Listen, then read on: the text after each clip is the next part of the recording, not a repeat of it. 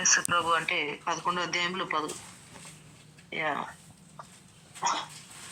11 మంది శిష్యుల్ని పిలిచి 12 మంది శిష్యుల్ని పిలిచి 10వ అధ్యాయంలో ఆయన్ని వారిని మరి ఇన్స్ట్రక్షన్స్ ఇచ్చి వాళ్ళని సేవకు పంపిస్తారు. ఇక్కడ 11వ అధ్యాయంలో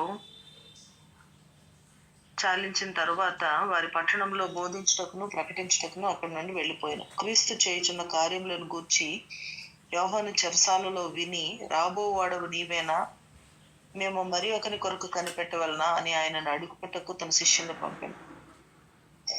ఇక్కడ యేసు ప్రభుకి ముందుగా మార్గం సరళం చేయడానికి మరి బాప్తిస్మిచ్చి యోహాను పుట్టాడు అని చెప్పి మనం చూస్తాము. మరి ఇక్కడ చూసినట్లయితే ఆయన చెరసాలలో ఉన్నప్పుడు ఈ హేరోదు విషయమై తను మరి మాట్లాడినప్పుడు మరి చెరసాలలో వేయబడ్డాడు.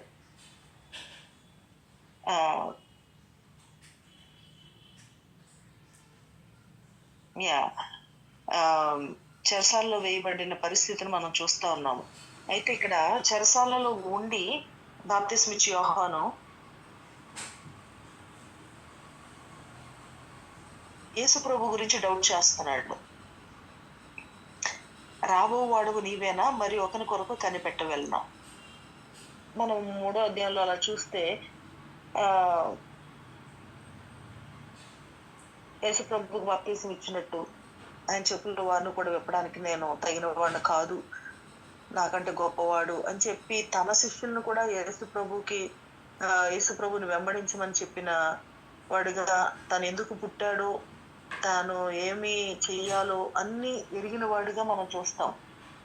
కానీ ఇక్కడ 11వ అధ్యాయంలోకి వచ్చేటప్పటికి తన చెరసాలలో ఉన్నప్పుడు తను రాబోవాడు నీవేనా, మరి ఒకరి కొరకు కనిపెట్టవలనా అని అడగడానికి కొరకు శిష్యుల్ని పంపిస్తాడు. యేసుప్రభు వాళ్ళని చూసి ఆయన సమాధానం చెప్తారు. వాళ్ళు బాప్తిస్మిచ్చి యోహాను పంపించిన వారితోటి ఆయన చెప్తారు. కానీ అసలు ఇక్కడ యోహానికి ఎందుకు ఆ డౌట్ వచ్చింది? ఎందుకు రాబోవాడు నీవేనా, లేకపోతే మరి ఒకరి కొరకు కనిపెట్టాలా, ఈయనేనా, ఈయనకి మార్గం సరళం చేయటానికైనా నేను పుట్టింది, ఇంకెవరన్నా ఉన్నారా, ఇంకా వాళ్ళు పుట్టలేదా, వాళ్ళు ఇంకా పుడతారా అని ఒక డౌట్ని ఇక్కడ బాప్తిస్మిచ్చి యోహాను ఎక్స్ప్రెస్ చేస్తున్నట్లుగా మనం చూస్తా ఉన్నాం. ఎంత క్లారిటీ తోటి ఆయన పరిచర్య మొదలు పెట్టాడు, ఎంత క్లారిటీ తోటి ఆయన శిష్యులను కూడా యేసు ప్రభుకి శిష్యులుగా ఉండటానికి వెంబడించడానికి పంపించాడు. అంతా ఉండి కూడా తను ఇక్కడ డౌట్ వచ్చింది.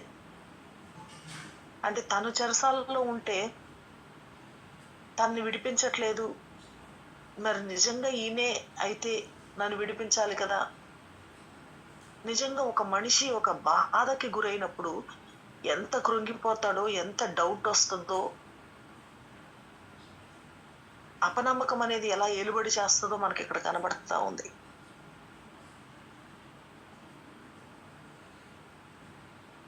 ఆయన గురుడివారు చూపు పొందుకుంటున్నారు, కుంటివారు నడుస్తున్నారు, కుష్ఠరోగులు శుద్ధులగుచున్నారు, చెవిటివారు వింటున్నారు, చనిపోయిన వారు లేపబడుతున్నారు, బీదలకు సువార్త ప్రకటించబడుతుంది. మరియు నా విషయమై అభ్యంతర పడనివాడు ధన్యుడని ఉత్తరించు. ఈ అభ్యంతరం అనేది నిజంగా మన జీవితాల్లో కూడా ఎక్కడో ఒక చోట ఏదో ఒక టైంలో ఎంత పాజిటివ్గా మనం ఉంటున్నా సరే ఎక్కడో ఒక చోట నాకు ఆశ్చర్యం అనిపిస్తూ ఉంది. ఇక్కడ బాప్తిస్మిచ్చి యోహాను కూడా మరి ఆ డౌట్ అనేది తనలో వచ్చినప్పుడు యేసు ప్రభు చెప్పిన మాట తన గురించి అభ్యంతర పడనివాడు ధన్యుడు అని ఉత్తరం ఇచ్చినప్పుడు అనుకుంటా ఉన్నాను. నిజంగా కష్టము, ఒక మనిషికి కష్టం వచ్చినప్పుడు అది చాలా కష్టంగా దేవుని మీద నమ్మకము కోల్పోయే పరిస్థితులు ఎక్కువ కనబడతా ఉంటాయి.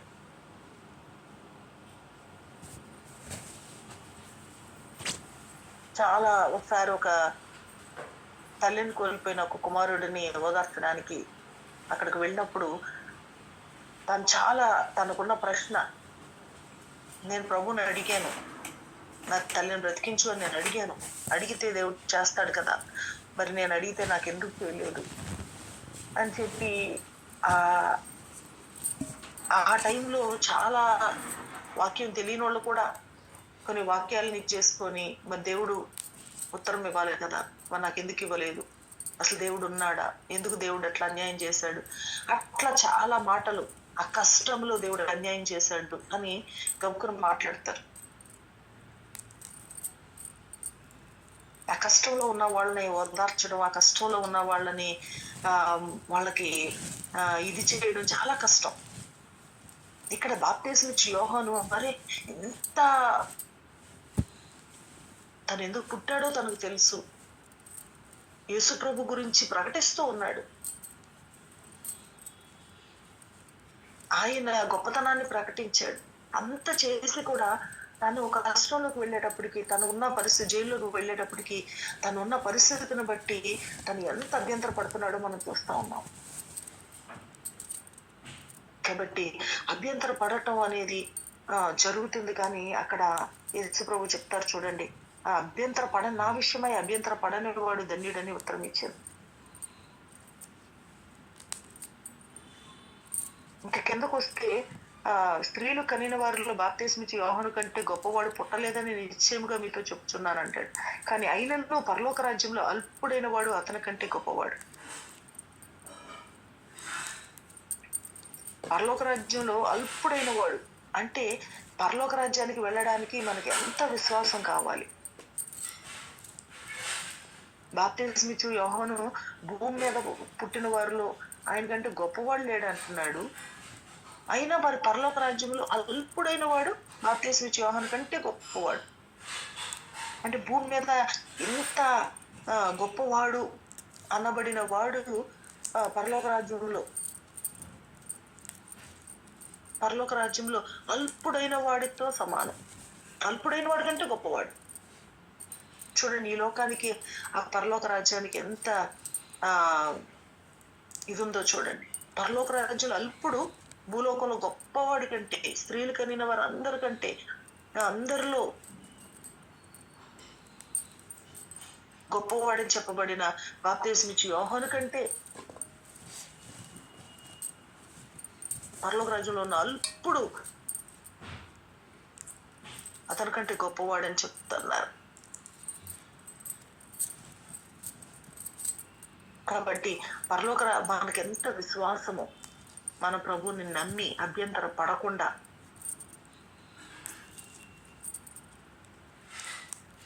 ఉండగలగడానికి మరి మన విశ్వాసాన్ని మనం వృద్ధి చేసుకోవాలి. మన విశ్వాసంలో నిలిచి ఉండాలి. అంటే ఎలాంటి కష్టం వచ్చినా ఆ ముందు 10వ అధ్యాయంలో మనం చూస్తే అక్కడ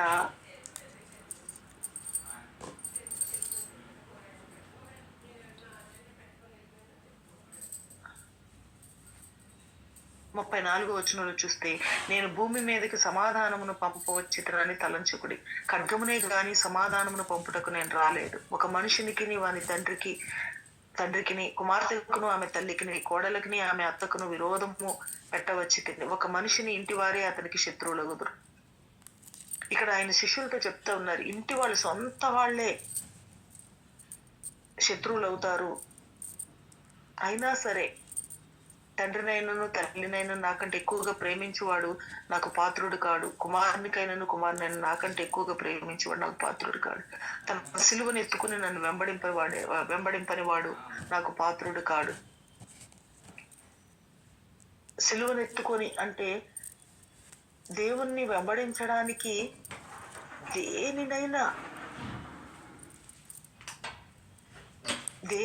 దేనికైనా సిద్ధపడగలిగి, లేకపోతే సిలువను ఎత్తుకొని వెంబడించడం అంటే చనిపోవడానికైనా సిద్ధపడిన వారముగా అలాగ మనల్ని మనము దేవునికి అప్పగించుకుంటే దేవుని కొరకు మనం బ్రతకగలం. సిలువను ఎత్తుకోవడం అంటే, సిలువ అంటే మరణం, శిక్ష, అవమానము, నింద, ఇవన్నిటినీ మనము సిలువను ఎత్తుకొని దాన్ని యాక్సెప్ట్ చేయడానికి, సిలువను యాక్సెప్ట్ చేయడానికి మనం సిద్ధపడిన వారంగా, చావుకైనా సిద్ధపడిన వారంగా మనం ఉన్నప్పుడే మనం దేవుణ్ణి వెంబడించగలుగుతాం. సిలువను ఎత్తుకొని నన్ను వెంబడింపని వాడు నాకు పాత్రుడు కాడు. తన ప్రాణాన్ని దక్కించుకుని వాడు దాన్ని పోగొట్టుకును, కానీ నా నిమిత్తము తన ప్రాణమును పోగొట్టుకుని వాడు దాన్ని దక్కించుకును.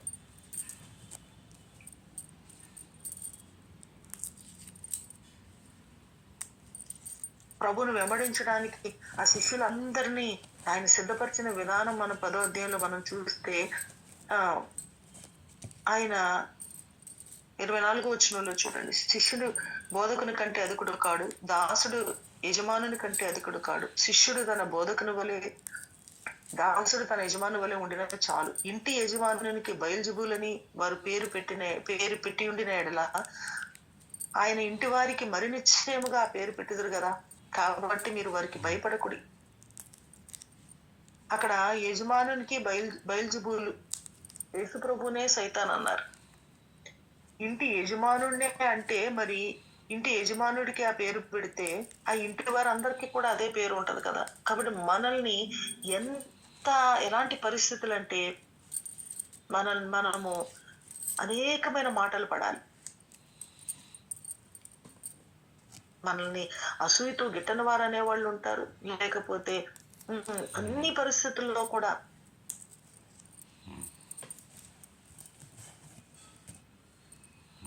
అవమానము, నింద, హింస, మనల్ని ఒక మాట అంటే మాటకే మనం చాలా ఇదైపోతా ఉన్నాం. కానీ యేసు ప్రభుని ఎంత హింసించారు.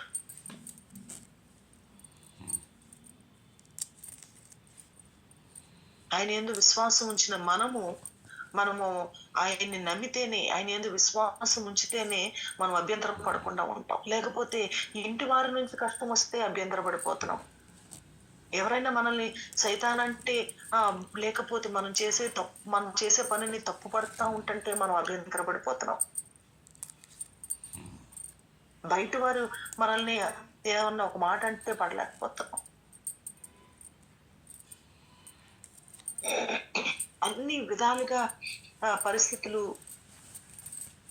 వస్తాయి. అరే నేను చేసే దేవుని పనే కదా, దేవుణ్ణి వెంబడిస్తున్నాను కదా, దేవుని ఇదిలోనే ఉంటున్నాను కదా, ఎందుకు నాకు ఇలాంటి అవమానం, నాకు ఎందుకు ఇలాంటి పరిస్థితి? మనం అర్థం చేసుకోవాల్సిన విషయం ఏంటంటే మనం దేవుని వెంబడిస్తున్నాం కాబట్టి ఇవన్నీ మనకు వస్తాయి. వాటిలన్నిటిలో కూడా మనం అభ్యంతర పడకూడదు. మన విశ్వాసాన్ని, మన నమ్మకాన్ని మనం ఎక్కడ డౌట్ చేయకూడదు.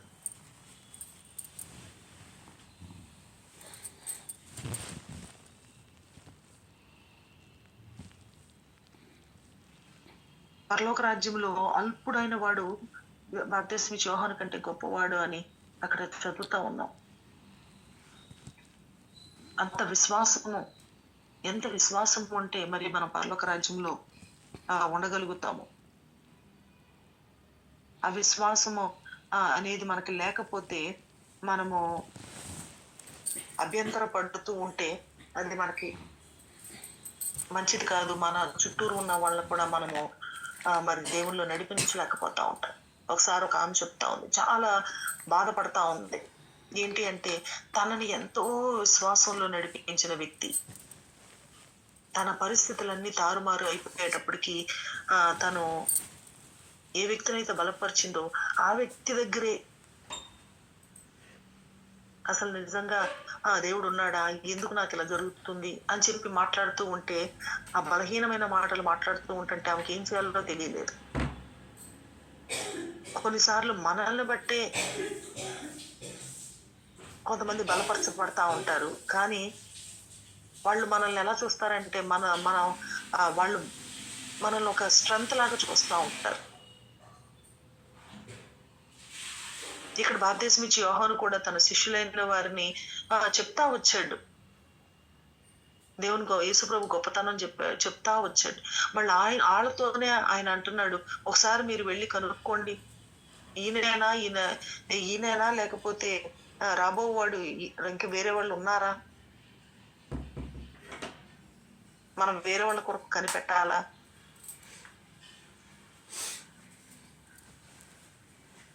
కాబట్టి మన యొక్క విశ్వాసము, మనం అభ్యంతరపడి మనము ఇతరులను అభ్యంతరపడే వారికి ఇతరులు అభ్యంతరపడేటట్లుగా మనము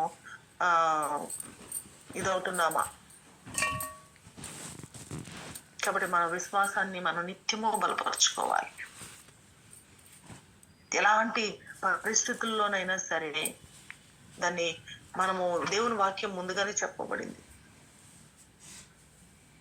కష్టాలు ఉంటాయి, ఇబ్బందులు ఉంటాయి, మరి దేవునిలో ముందుకు వెళ్ళాలి అంటే ఇవన్నీ ఉంటాయి అని చెప్పబడినప్పుడు వాటికి ప్రిపేర్ అయితే, వాటికి మనం ప్రిపేర్డ్గా మనం ఉంటే అప్పుడు మనము దాన్ని ఓకే అని మనం దాన్ని యాక్సెప్ట్ చేయగలుగుతాం.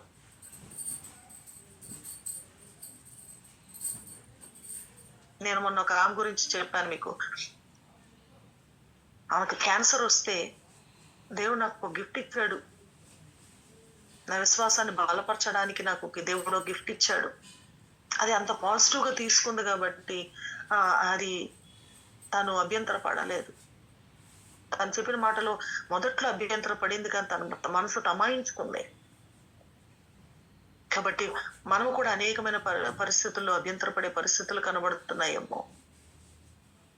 మన ప్రార్థనకి జవాబు రానప్పుడు మనం అభ్యంతర పడతా ఉంటాం, మనం అనుకున్నది జరగనప్పుడు అభ్యంతర పడతా ఉంటాం, మనం చేయాలనుకున్నది చేయలేకపోతున్నప్పుడు అభ్యంతర పడతా ఉంటాం.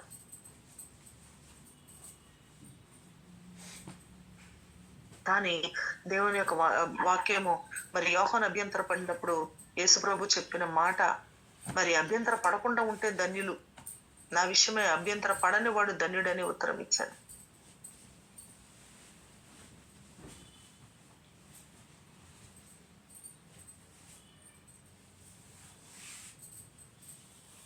కాబట్టి అనేక సార్లు మరి ఒకవేళ మనం అభ్యంతర పడుతున్న పరిస్థితులు ఉన్నాయేమో,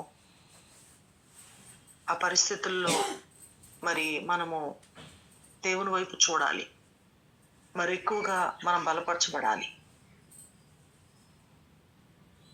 మనమే ఇంత వాక్యం వింటూ, ఇంత ముందుంటూ, ఇంత ఆశతో ఉన్న మనమే అభ్యంతర పడిపోతే ఇంకా ఇప్పుడిప్పుడే విశ్వాసం ఉంచుతున్న వాళ్ళు ఇంకా అభ్యంతర పడే పరిస్థితులు కనబడతా ఉంటాయి. కాబట్టి ఎప్పుడు కూడా మనము బలమైన మాటలు మాట్లాడగలిగే వరంగా, ఇతరుల యొక్క విశ్వాసాన్ని బలపరిచేటట్లుగా మనం మాట్లాడగలిగే వారిగా మనం ఉండాలి.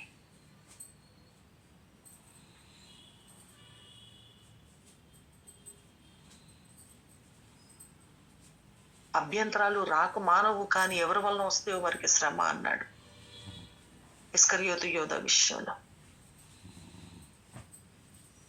కాబట్టి మనము అభ్యంతరాలు వస్తాయి, కానీ ఆ అభ్యంతరాలు విషయంలో మనం అవిశ్వాసంగా మాట్లాడి ఇతరులు బలహీనమయ్యే పరిస్థితులకు మనం కారణం కాకూడదు. మన నోటిని మనం కాపాడుకోవాలి. మనం ఏ మాట మాట్లాడుతున్నాము, మన మాట వలన గముక్కను మాట్లాడేస్తూ ఉంటాం.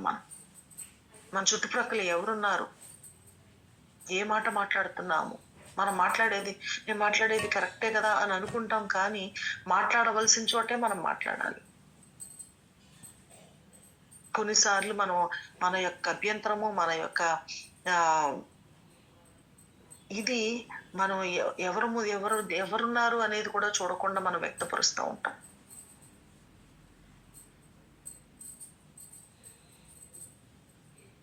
పిల్లల ముందు మాట్లాడవలసిన మాట పిల్లల ముందు మాట్లాడాలి.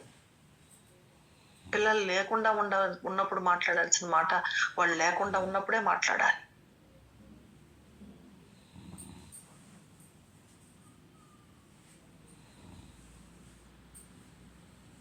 అట్లా మనం చాలా ఇతరుల అభ్యంతర పడడానికి కూడా కారణం అయిపోతా ఉన్నాం.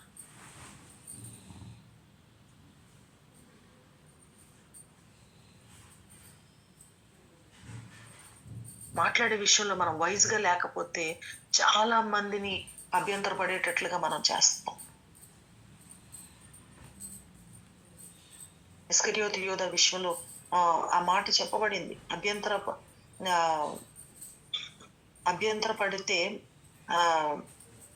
అలాంటి వాళ్ళు తిరుగటి రాయి కట్టి, మెడకి తిరుగటి రాయి కట్టి సముద్రంలో పడవేయబడటం మేలని ఉంటది.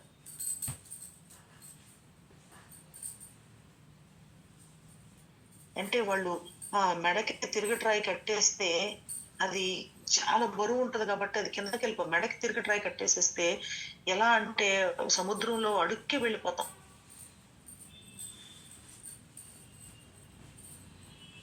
ఇక మరలా హోప్ లేదు, బయటికి రావడం అనే ఛాన్స్ లేదు.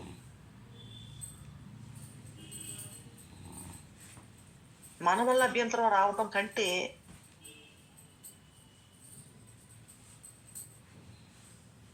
అంటే అలాగ సముద్రంలో మెడకట్టి తిరగట్రాయి కట్టి సముద్రంలో పడవేయడం మేలన్న మాట చూడండి. కాబట్టి మనం మాట్లాడే మాట మన వలన దేవుని పనికి ఆటంకం రాకూడదు. మన వలన ఇతరుల యొక్క విశ్వాసానికి అభ్యంతరం కలగకూడదు.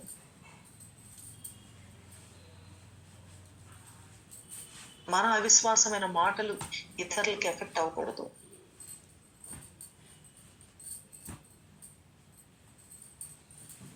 మన యొక్క ప్రవర్తన అభ్యంతరకరంగా ఉండకూడదు.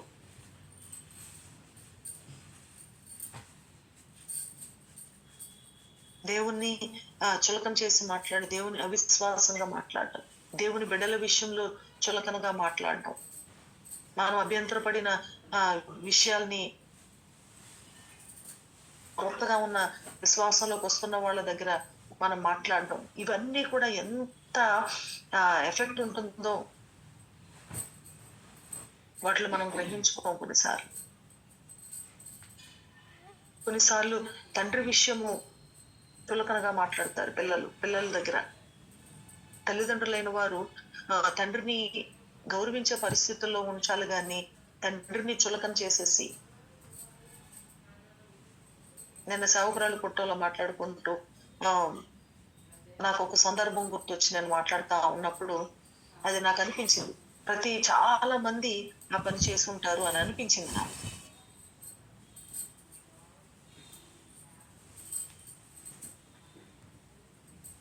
మనము మెప్పు పొందుకోవడం కొరకు మనం ఇతరులని చులకన చేసే పరిస్థితులు.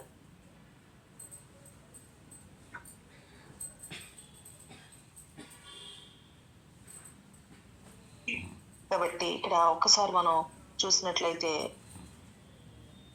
నా విషయము అభ్యంతరపడని వాడు ధన్యుడని యేసుప్రభు చెప్పిన మాటను బట్టి మనం ఎక్కడన్నా అభ్యంతరపడుతున్నామా?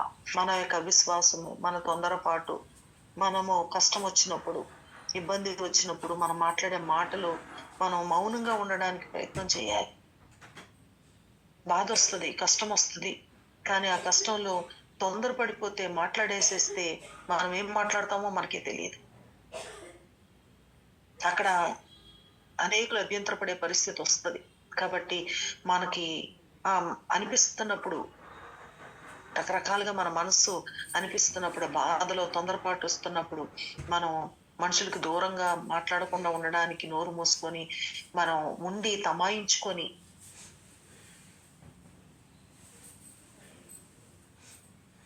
అది మనం అలా ఉండడం క్షేమం.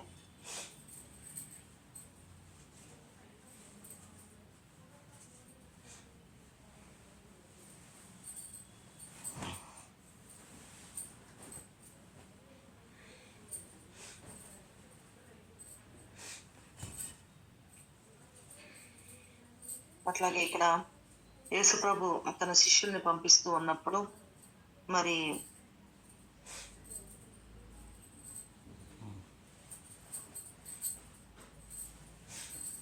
ఆయన 20వ వచనం చూడండి. మీ తండ్రి ఆత్మ మీరు 21 సహోదరుడు సహోదరుని తండ్రి కుమారుని మరణంన తప్పగించెదరు, పిల్లలు తల్లిదండ్రుల మీద లేచి వారిని చంపించెదరు, మీరు నా నామము నిమిత్తం అందరి చేత ద్వేషించబడతారు, అంతవరకు సహించిన వాడు రక్షింపబడును. వారు ఈ పట్టణంలో మిమ్మల్ని హింసించినప్పుడు మరి ఒక పట్టణంలోకి పారిపోండి. మనిషి కుమారుడు వచ్చే వరకు మీరు ఇశ్రాయేలు పట్టణంలో సంచారం చేసి ఉండరని నిశ్చయముగా మీతో చెప్తున్నాను.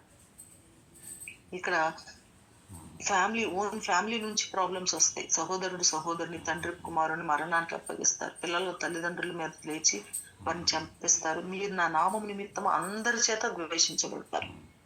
అంతవరకు సహించువాడు రక్షించబడును.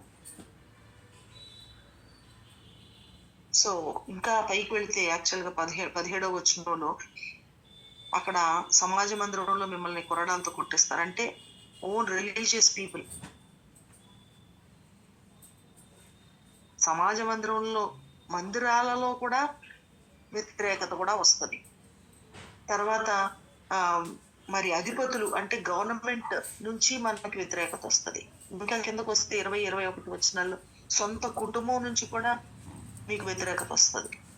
ఇంకా కిందకు వెళితే మీరు నా నామం అందరి చేత ద్వేషించబడతారు.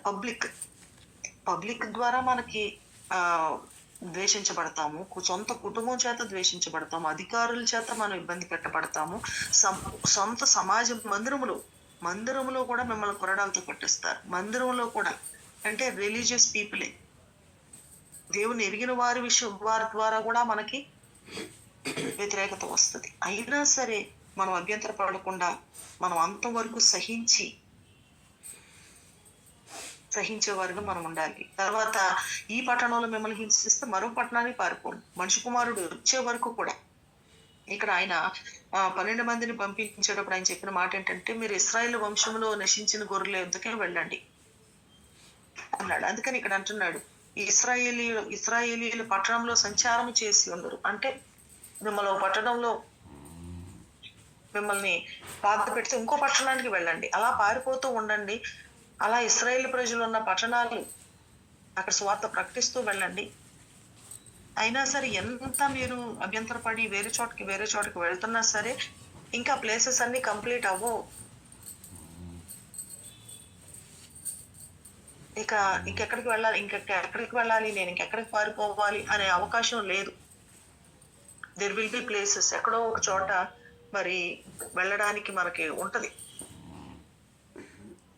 కాబట్టి దేవుణ్ణి వెంబడించడం అంటే, ఆయన యందు విశ్వాసం ఉంచడం అంటే ఎలాంటి పరిస్థితులు ఎదుర్కోవాల్సి వస్తుందో ఇక్కడ ఆయన శిష్యులైన వారిని సిద్ధపరిచినట్లుగా మనం చూస్తా ఉన్నాం. కాబట్టి ఆయన వెంబడించే మనము ఈ పరిస్థితులన్నిట్లో ఇలాంటి పరిస్థితి వచ్చినప్పుడు సొంత వారి వలన, గవర్నమెంట్ వలన, లేకపోతే పబ్లిక్ వలన, లేకపోతే సొంత చర్చిలో ఉన్న పరిస్థితుల్లో వలన మనకు అభ్యంతరాలు వస్తున్నప్పుడు మనం అభ్యంతర పడకుండా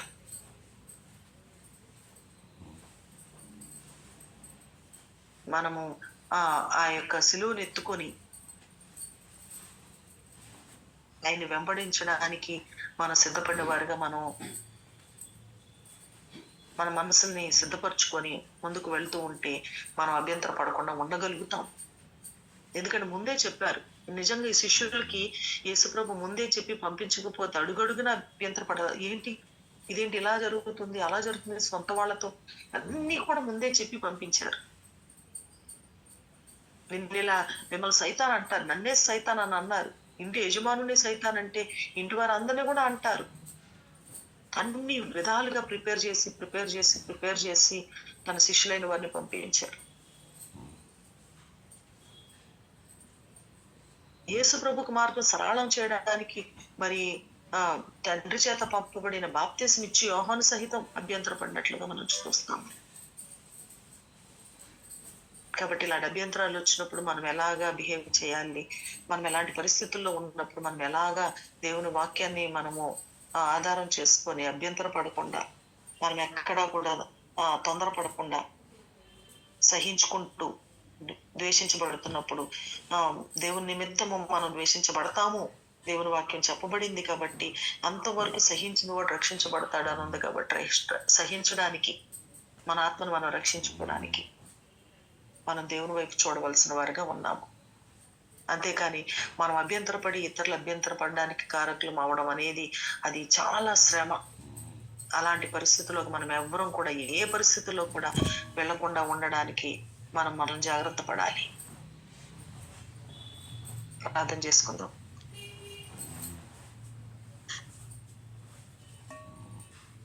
Recording stopped.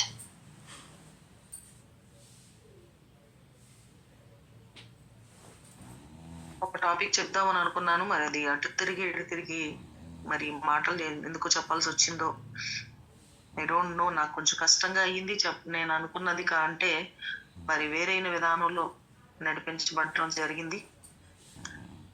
మరి ఒకవేళ ఎవరైనా అభ్యంతరపడుతున్నామా, లేకపోతే ఎలాంటి పరిస్థితుల్లో మనం అంతవరకు సహించగలిగే వారికి ఉన్నామా లేదా అని పరిశీలన చేసుకుంటూ ప్రార్థన చేసుకుందాం.